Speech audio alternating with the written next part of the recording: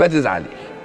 لو جم قالوا لك انه مش باين عليه اثر الفراق وانه مش بيجيب في سيرتك وانه عادي، لا بان عليه اثر الفراق ولا فيه الم ولا فيه اشتياق، حجاش قصيده كتبها فيكي هي دي اللي طلعتي بيها، اما هو خلاص نسيكي، عادته ولا حيشتريها؟ واحنا قلنا لك زمان ما بتسمعيش، فما تزعليش. ثم هو ما كانش نجو، كان بيتأخر عليكي بالساعات وكان مفلس وشكله يعني ما كانش هو، ما كانش نجوى. كل أصحابك عابوه، أهو غار في داهية وبكرة يركع تحت رجلك سيد أبوه.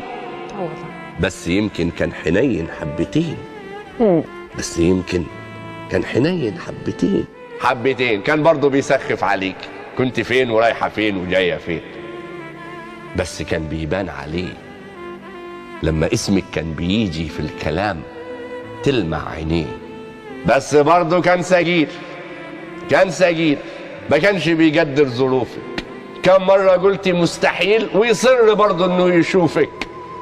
وما تزعليش من قساوة الدنيا وعنادها العجيب، انا كنت فاكر نفسي اقوى من النصيب، وكنت بتمصمص على اللي ما كملوش. مين كان يقول ان النهاية تكون فشوش؟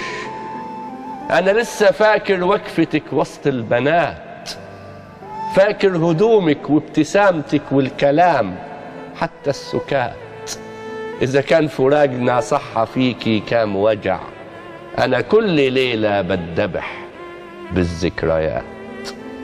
انا عندي ركن بخبي فيه كل الحاجات، كل القصايد والألم، كل البنات. جيت اركنك جواه رفض وما كفكيش، فما تزعليش. ونجم قالولك انه مش باين عليه اثر الفراق، ما تصدقيش.